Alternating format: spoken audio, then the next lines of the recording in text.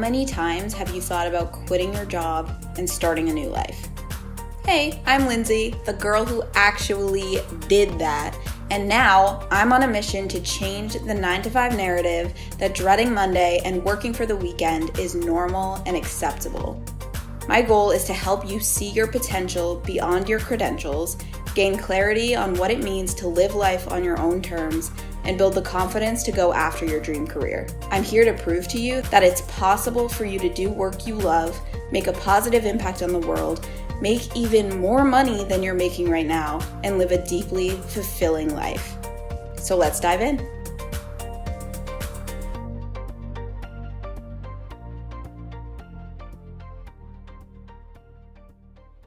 One of the best things you can do to grow your business is to surround yourself with a community of like-minded women who can support you and help you grow. I can't even put into words how valuable it has been to be a part of Like-Minded Collective. This is an online community for female entrepreneurs hosted by Inbal Claudio. You might remember I interviewed her on the podcast a while back, and she just has this superpower for connecting people. Through Like-Minded Collective, I've met people who have come on my podcast or they interviewed me on their podcast. I've also met people who I've worked with directly or who have referred me clients. Just last month, when I was putting together my Fiverr masterclass, I reached out to the group to connect with other business owners who had freelancers in their audience, and they were all so excited to help me promote my masterclass. And I had people from each of their audiences sign up for the masterclass, every single person who I had connected with. The value that I have gotten from being a part of this group of women is incredible. And even if I was paying $100 a month to be in this group, I would be making my money back plus some. But the crazy thing is that it is free to join Like-Minded Collective. So if you want to grow your network and connect with other female entrepreneurs who can offer you support, advice, or even collaboration opportunities, go to lindsayhanson.com/like-minded-collective right now and join the community for free. And if you want to check out the silver or gold tiers, which will give you access to monthly networking sessions and weekly live workshops, use code QUIT to get 50% off your first month when you upgrade to a paid tier. Come join this community of like-minded women. I promise you it will be one of the most valuable things you can do to grow your business. Again, go to lindsayhanson.com/like-minded-collective or click that link in the show notes to join for free, or use code QUIT, QUIT, to get 50% off your first month of a paid subscription.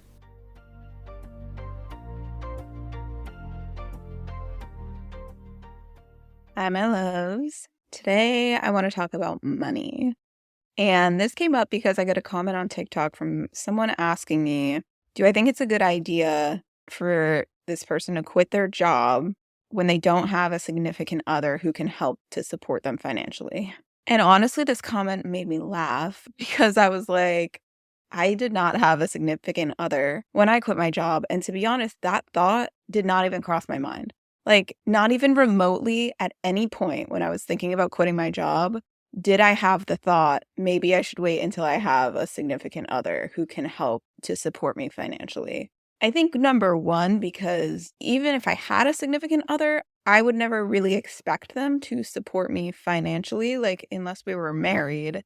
But like, I think that's just like who I am. Like, I'm not saying that anything against this person, but like, I don't think I would have ever relied on somebody else to support me financially. But it also was funny to me because I'm like, isn't it interesting how no matter what our situations are, our brain is always going to try to find some reason and excuse why we can't do the thing we want to do. Like, no matter what it is, right? I can't quit my job because I don't have X amount of money in my savings account yet. I can't quit my job because I don't have a significant other to support me financially.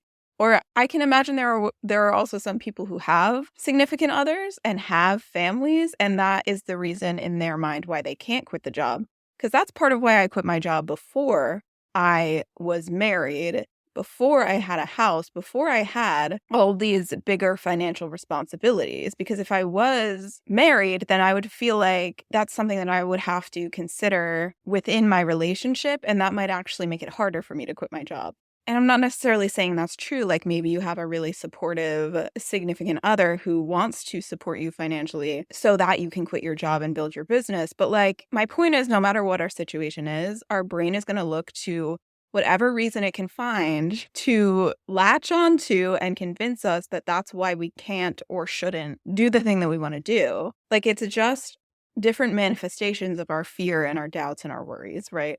So the comment gave me a little bit of a chuckle, but then it also had me thinking about the energetics of money. And something that I didn't realize I was getting myself into when I quit my job and jumped headfirst into entrepreneurship was that I was setting myself on a journey of healing my money mindset. And this is an ongoing journey. It is years in the making. It's something that I still work on every single day of my life. Money is just something that is so charged for a lot of us because we need it to survive, right? Like, we need money to survive and to live our lives and to do the things that we want to do.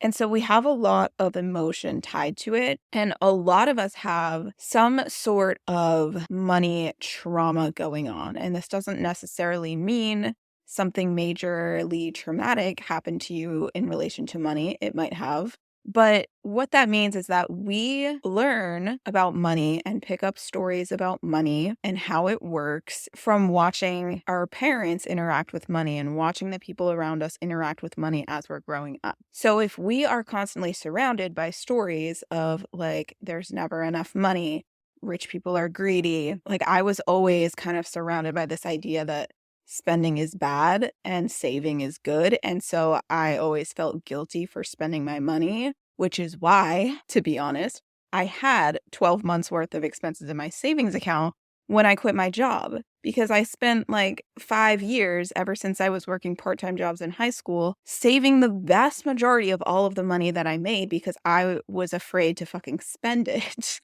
Which is not a healthy mindset to have around money, right? But I also noticed as I started my business that earning money through my business felt very different to me. It was a different energy to me than receiving money from a job. I never had any sense of guilt or I'm not worthy of this when it came to an employer giving me money.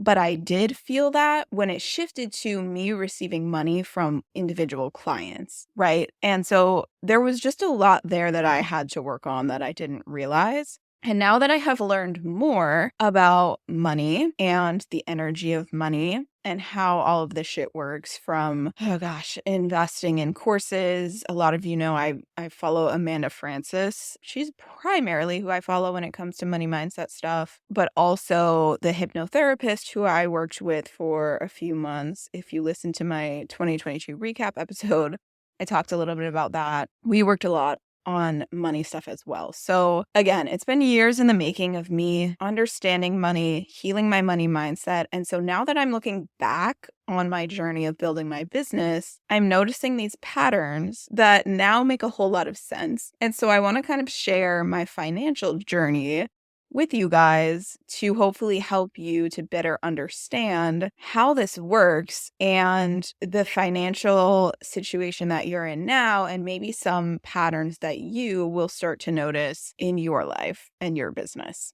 So, as I said, and as you probably know, if you've been listening to the podcast for a while, I had 12 months worth of expenses in my savings account when I quit my job. And that is what I used to support myself while I was building my business. I then drained that entire savings account in that first year. So by the end of year 1, I no longer had that money in my savings account. I wasn't making enough money to pay my bills. So I could have quit my job and then made the choice to, move back home so that I wouldn't have rent payments and my expenses would be lower while I built my business. But I really didn't want to do that. I did do it for, I think, about a month because I had ended my lease at my apartment that I was living in Massachusetts. And then I was planning to move to North Carolina. So in the meantime, until I found an apartment there, I moved back in with my dad for like a month. But pretty much the whole time that I've had my business, I was living on my own and I was supporting myself. Like I had bills to pay. I wasn't relying on anybody else to support me financially. So I had to figure out how to make money. And I had drained my savings account by the end of year 1 of my business. And I was at a point where honestly, I did not know how I was going to pay my bills. Like, I didn't know how I was going to make my rent payment for multiple months in a row. But what kept happening is that even though I had no idea how, I didn't have enough clients for me to be able to cover my rent. Every single month, the money came in before my rent was due and before any of my bills were due. The money came in order for me to be able to pay them. I never was late on a rent payment. I never was late on any bill payments. I always paid them on time and in full. And it would always be like these just like weird and unexpected ways that the money would flow in. Like I would just have these random opportunities pop up. I had my financial advisor at the time. He had like a family owned tax and accounting practice, and he knew that I used to be an accountant. And so he asked me, they just needed some help with some like bookkeeping work for a couple of their clients. And he was like, hey, would you want to help us out part-time? And so that helped me for a little while. He also offered to pay me like up front for a couple months worth of work. Like I didn't ask him to do that. I didn't tell him my financial situation at the time, but like he just offered to do that. And so that for a month or two was how I was able to pay my bills. And then there was one day, I've told this story before, but there was one day where I truly had reached like, okay, it must have been like the week that rent was due, like a few days before rent was due. I did not have any money in my bank accounts. And I literally put on my Google Calendar at like 7 p.m. one night, I put in my calendar to call my dad because I had reached a point where I was like, I have to ask him to help me. Like, I don't know how I'm going to pay my bills. But that day, like an hour or two before I was literally planning to call my dad to basically just ask him for money, I had a call with one of my previous fitness coaching clients. So if you don't know, I started my business as a fitness coach, transitioned to life coaching. So I had a call with one of my previous fitness coaching clients and we were just kind of like catching up. And then long story short, she ended up signing up for 3 months of life coaching and paying in full. And so I was able to pay my rent that month. And I never had to make that call to my dad. And after that, I think it was about a month or so after that happened, was actually when I got started on Fiverr. Like that was what led me to Fiverr because I was in a place where I was like, I really need to be making some more money here. And I was just willing to try anything, right? Which is funny looking back because I'm like, thank God that happened. Or who knows if I ever would have got started on Fiverr. And now it's like such a consistent, steady revenue stream for me. And so also just side note, like this is what I mean when I say that everything is always working out for you. Everything is adding up in your favor. And even though in the moment it can feel shitty and it can feel like everything is working against us, it's just always adding up in your favor. And you never know how it's going to play out to your benefit in the long run. Okay. But so that was one financial pattern that I noticed is that even when I was literally down to my last dollar in my bank account, I never was unable to pay my bills. The money always came in sometime before the bills were due. And what I know now is that I had, and I still have, and I always have had this energetic standard that I'm just not available to not pay my bills. Like I cannot even imagine paying a bill late. I can't imagine missing a rent payment. I can't imagine my account going negative. And that's just an energetic standard that I've always had. I don't necessarily know where it came from, but that's just me. We all have a different, you could think of it as like your energetic minimum, right? Of like, how, I guess, low are you willing to go before you're just like, I'm willing to do whatever it takes to not get to this point or to not get past this point, right? So at that point in my business, I was willing to get down to $0 in my bank account, but I was not willing to go negative. I was willing to get down to $0 in my bank account, but I was not willing to not pay my rent on time, right?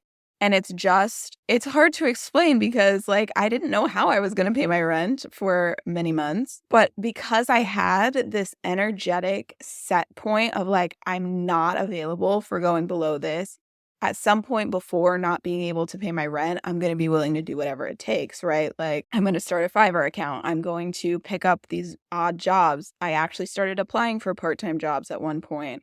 I'm going to call my dad and ask him for money if I have to. Like somewhere before that is the point where I'm just not fucking available to not pay my bills. And so the universe would show up every month, even though I had no idea how I was going to pay my bills, the money would always be there. Like it would always appear. And so we all have a different standard, and it's not necessarily bad. It's just like where we're all at. Like now I can't imagine my bank account going to zero. Like it hasn't been there since, early 2020. And so my energetic standards around money have increased over time, right? But for some people, they're willing to go negative in their bank account before they start scrambling, or they're willing to miss a rent payment or 2 or 3 months of rent or a different type of payment. Some people are willing to have credit card debt and other people are not. Like we all just have these different ideas about like what is okay and what we are available for when it comes to money. And so anyway, that was one of the patterns that I noticed was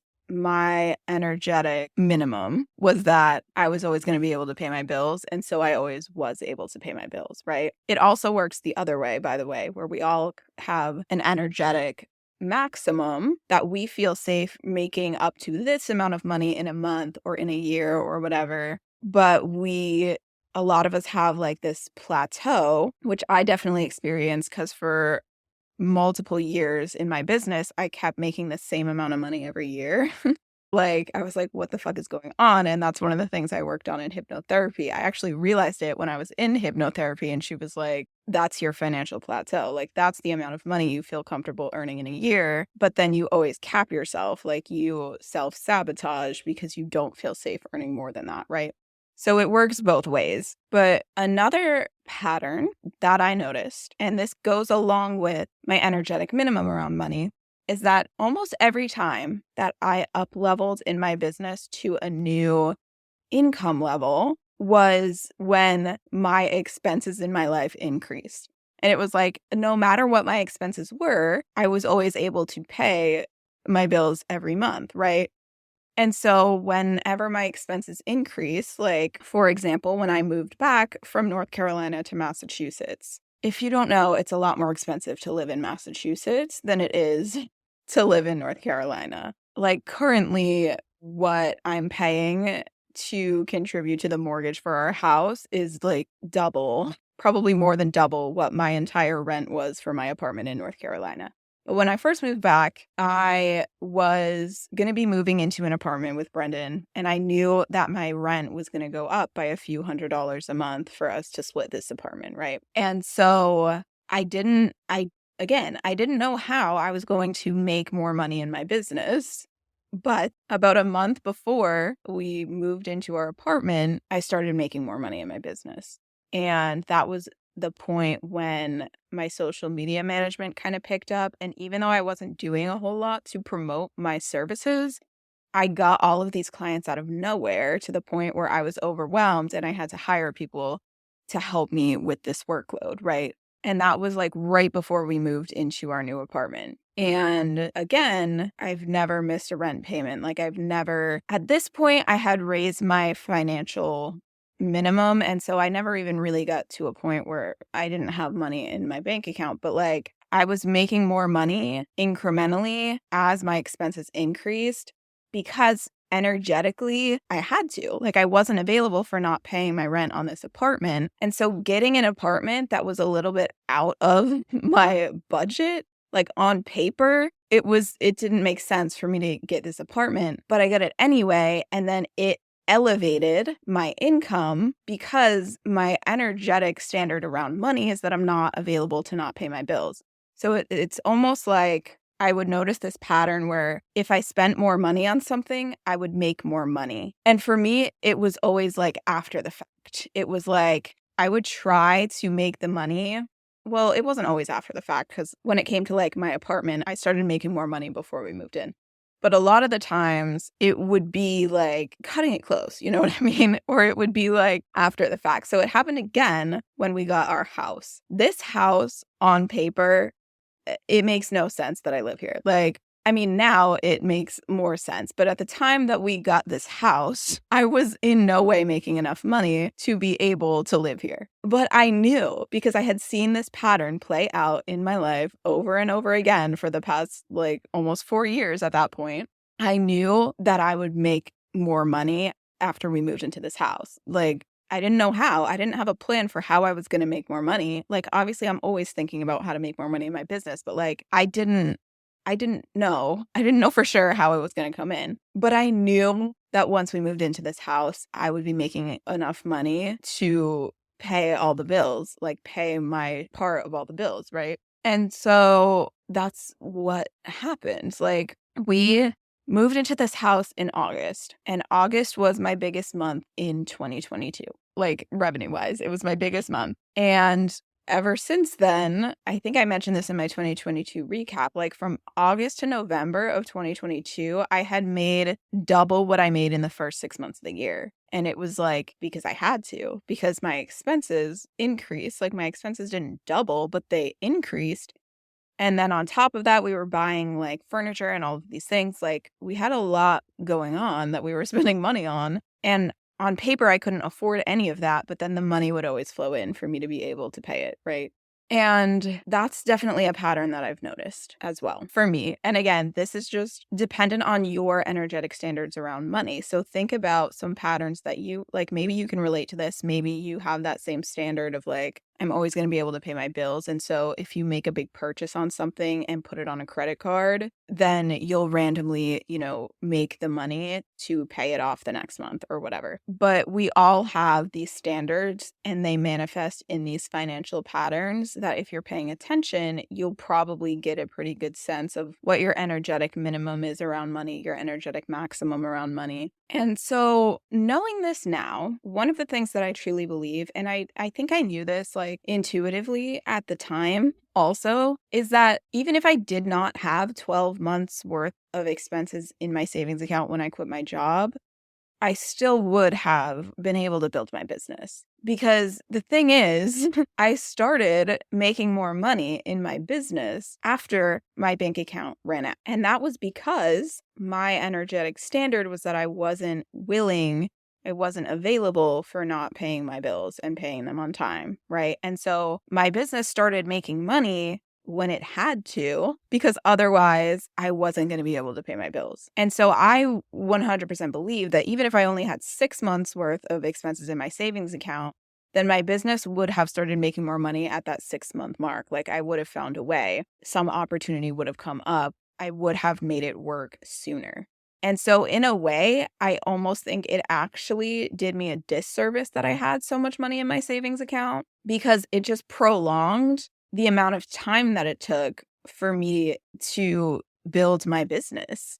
And I think sometimes the way that we view money is a little bit backwards, because we think we're protecting ourselves by having this big safety net. But for me, I think it actually might have served me better if I didn't have as big of a cushion, because then I would have had to get resourceful and figure my business out sooner. Because the other part of it is, like, this is all just about energy, you guys. And again, this is just me. I'm not telling you to, like, quit your job without anything in savings because it'll help you to build your business faster. Like, that's not the takeaway here. That might be something that resonates with you, but we all have different energetic standards, right? The only reason why that was true for me is because I have this standard of I'm not willing to not pay my bills, right? And I also energetically was not available for going back and getting another job. And so the only option for the universe energetically was for me to make money either through my business or through these like weird side opportunities that kept coming up. But most of them flowed through my business somehow. Like, even that bookkeeping gig I was doing for a little while, I had it flow through my business. So anyway, not the point. The point is, I had an energetic standard that I wasn't willing to pay my bills. I also had an energetic standard that I wasn't willing to go back and get a job. Like, technically, that was an option. It's always an option. And I tell people this all the time because it's true. Going back and getting another job is always going to be an option. But like, for me personally, I wasn't available for that. And like, yes, I reached a point where I was applying to jobs. I was applying to part-time jobs, but I never even heard back from anywhere that I applied to. And it's because like the universe is like, yeah, this is not your path. Like, this is not how this is going to go. Right. So like, energetically, I'm not available for not paying my bills. Also, energetically, I'm not available for going back to another job. And so the only option was for my business to work. Like in my mind, in my energy, that was the only option. And so it didn't matter whether I had money in my savings account. It didn't matter whether I had somebody else to support me financially. The money was always going to flow in somehow. And for me, I think it would have done me a disservice. Like if I had made the decision to go move back home with my parents, which is something that is an option, right? To keep your expenses down. But I fully believe that if I had done that, I wouldn't have made as much money in my business because it's almost like I wouldn't have been motivated to, like I wouldn't have needed to because I didn't have any bills to pay. And so I would have been okay with my business taking a little bit longer to grow, right? Same thing if I had a significant other at the time who was like, hey, quit your job and I'll pay the bills for a few months. Like, I actually don't think that that would have served me. And at least for me personally, I think the fact that I was living on my own, the fact that I had to support myself and pay my own bills energetically helped me to grow my business faster than it otherwise would have. And so I think, honestly, sometimes we look at money and our financial situation a little bit backwards. Because for me, what has always helped me to grow my business is like increasing my expenses, even though I couldn't technically afford to do that. And again, this is not financial advice. I'm not telling you to go get a more expensive apartment to help you grow your business if that doesn't feel good for you. But the pattern that I have seen play out in my life personally over and over again is that if I increase my expenses, my income will increase accordingly. And so now I'm just at this point where I can really, really trust that and rely on that. And like I'm working to get to a point where I can, manifest the money first and then buy the thing. But sometimes for me, what's given me like the biggest up levels and the biggest shifts in my income was getting a more expensive apartment that on paper I couldn't afford, right? Getting a house that on paper I couldn't afford, like investing in a coach that or courses that on paper I could not afford and I had to put them on my credit card. So again, this is not financial advice by any means, and I want you to take what resonates with you from this episode. But if you only take away one thing, I want you to start looking at the financial patterns that are playing out in your life, especially if you're an entrepreneur. Look at what's happening with your income. Look at what's happening in your business. Notice if you cap yourself at a certain income level every month or every year. Notice what your energetic minimum is around money. Because the first step to really like working on your money mindset is understanding where you're at right now and what are these patterns that are playing out. And then usually you can trace that back to what you saw around money growing up and the stories that you picked up around money growing up. Like I imagine this energetic minimum that I have is because I would constantly hear my mom worrying about money growing up, but we were always able to pay our bills. Like I never felt like we were at risk of our water getting shut off or something like that. But if that was your situation, then your energetic standard might be different. Or it could go the opposite way. Like if you grew up in a very wealthy household and you were never worried about money and your parents never talked about money in a negative way, then you might have a very positive view of money and you might be able to earn money and spend money really easily, right? So we're all at a different starting point when it comes to money, and knowing what your starting point is the first step to reaching your financial goals and working on your money mindset and getting to wherever it is that you want to be, breaking through your plateaus, building your business, whatever that looks like for you. So I hope you were able to take something away from this episode. I love, love, love talking about money, and I'm sure I'm going to be talking about it a lot more as I continue on my own journey of healing my money mindset and stepping into new levels of earning money in my business. But for now, thank you for listening. I love you. I appreciate you. I am here for you always, and I will talk to you in the next episode.